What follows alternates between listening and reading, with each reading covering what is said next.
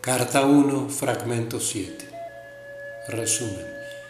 La vida temprana de Jesús, juventud hasta el bautismo. Jesús no fue un niño santo. De joven se volvió imposible de controlar, un verdadero rebelde. Se negó a aprender un oficio. Andaba con los de clase más humilde y pobre. Bebía con ellos. Conoció a prostitutas y era feliz hablando, discutiendo, riendo y haciendo pura pereza. A pesar de sus muchos defectos, le preocupaba hondamente la gente y lo conmovía su enfermedad, aflicción y pobreza. Detestaba el que se vieran con todos sometidos a la cruel intimidación de los líderes judíos que los amenazaban con el castigo de Jehová si no obedecían. Las creencias judías se representaban un Dios ilógico y cruel y Jesús nada quería tener con él.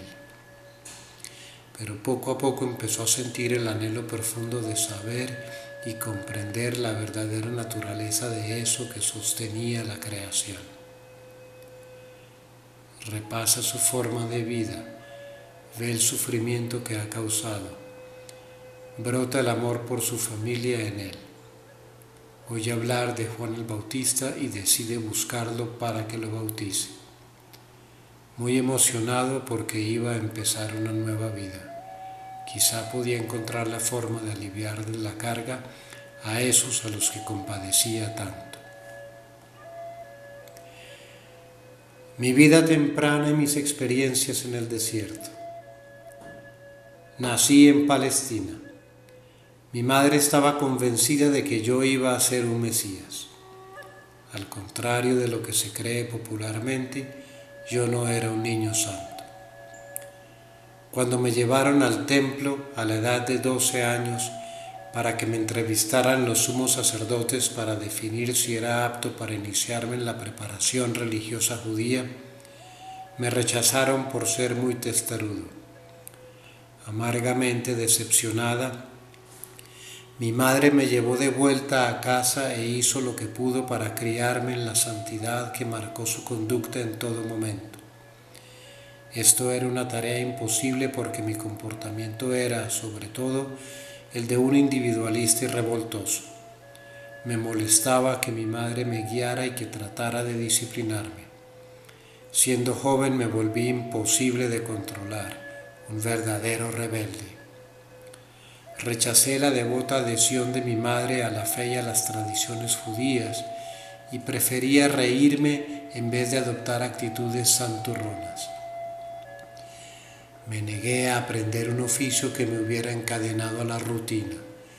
Elegí mezclarme con los de la clase más humilde y pobre sin excepciones. Bebía con ellos, conocía prostitutas y era feliz hablando, discutiendo, riendo y haciendo pura pereza. Cuando necesitaba dinero, iba a las viñas por un día o dos o hacía trabajos en los que me pagaban lo suficiente para comer y beber y entregarme al ocio que ansiaba. A pesar de mis muchos defectos como ser humano, de mis actitudes descuidadas e indolentes, mi voluntad caprichosa y determinación egoísta de pensar lo que quería pensar sin que me importara lo que los demás trataran de decirme, me preocupaba profundamente la gente. Era profundamente emocional. En el habla de hoy, ustedes me llamarían hiperreactivo, hiperemotivo. Era cariñoso y compasivo, y en mi corazón había una gran empatía. Donde hubiera enfermedad, aflicción y pobreza me conmovía profundamente. Era el gran partidario de los desvalidos, de los venidos a menos. Se podría decir que yo era de la gente. Vivía con ellos de cerca en espíritu de compañerismo. Escuché sus penas, sus aflicciones, los entendí y me preocuparon. Es importante que entiendan mis verdaderos orígenes y los rasgos de mi juventud temprana porque esos fueron los aguijones que me espolearon y me llevaron a ser finalmente el Cristo.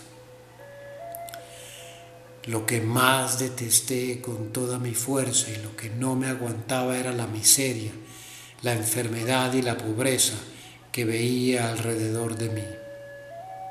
Eso me enfurecía y me volví un enojado apasionado y gritaba al ver a hombres, mujeres y niños vestidos en harapos, delgados y muertos de hambre, enfermos, lisiados y viéndose con todos sometidos a la cruel intimidación de los líderes judíos que los cargaban con leyes y prácticas tradicionales sin sentido y los amenazaban con el castigo de Jehová si no obedecían.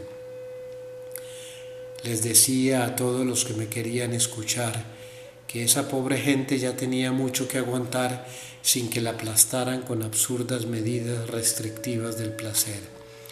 ¿Qué sentido tenía la vida en absoluto si no nacíamos para ser felices? Me negué a creer en el Dios justo de la tradición judía. Me repugnaban las advertencias bíblicas proféticas del juicio y la ira de Jehová contra la gente. La gente era humana después de todo. Hacían lo que su naturaleza humana los impulsaba a hacer. Nacieron pecadores. ¿Por qué juzgarlos y condenarlos a una vida de sufrimiento y pobreza por haber violado los 10 mandamientos? ¿Cuál era el sentido de tales afirmaciones? Para mí, esta creencia judía representaba un Dios ilógico y cruel y no quería tener nada que ver con él. Me parecía que si existía tal Dios, entonces el hombre estaba condenado a la miseria eterna. La sencillez y la libertad que encontré en las colinas, en las llanuras, en los lagos y en las montañas, refrescaron mi espíritu interior y acallaron la furia en mí que murmuraba contra el Dios judío. Por consiguiente, me negué a creer una sola palabra de lo que intentaron enseñarme los ancianos judíos. Sin embargo, a mediados de los 20, una nueva clase de preguntas se apoderó de mi mente. Mientras más y más paseaba a solas por las colinas, gradualmente reemplazó mi rebeldía un anhelo que me consumía por saber y comprender la verdadera naturaleza de eso que sin duda debía inspirar y respirar a través de la creación. Repasé mi forma de vida. Vi todo el sufrimiento que mis acciones le habían causado a mi madre y a muchas otras personas. Aunque sentía esa honda compasión por los débiles y los que sufrían, mi naturaleza rebelde había causado mucho comportamiento desconsiderado y egoísta hacia mi familia. El amor que tenía en el fondo por ellos brotaba ahora en mí y me di cuenta de que ahora me rebelaba del mismo modo contra mi comportamiento anterior. Oí decir cosas de Juan el Bautista y de la labor que hacía entre los judíos que venían incluso de Jerusalén a escuchar sus palabras. Decidí visitarlo para que me bautizara. De camino al río Jordán me sentí súper emocionado por la idea de que me iba a bautizar y empezar una nueva vida.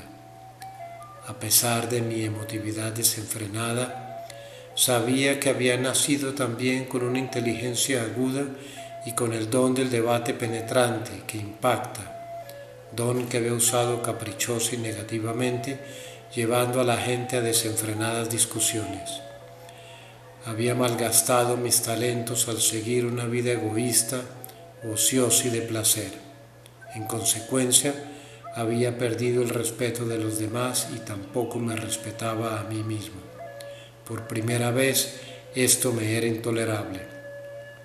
Se me ocurrió que en el futuro podía y debía usar mis dones naturales de mejor modo. En lugar de solo hacer ruido, quizá podía encontrar la forma de aliviarles la carga a esos a los que compadecía tanto. Hasta entonces no le había servido casi a nadie.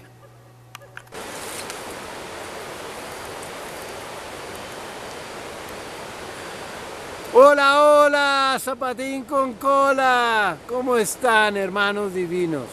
Aquí Michael Sun, un hermano, un servidor, un amigo. Bueno, Leímos hoy el fragmento 7 de la carta 1. Hermano divino, ahí lo tienes, a Jesús de Nazaret. En admirable síntesis, en unos cuantos brochazos, la descripción completa a grandes rasgos de lo que fue su vida antes del bautismo en el Jordán. Un hombre como tú y como yo. Un total rebelde, eso sí, imposible de controlar, y un rebelde. Rebelde sobre todo contra las tradiciones judías, que detestaba y que no entendía.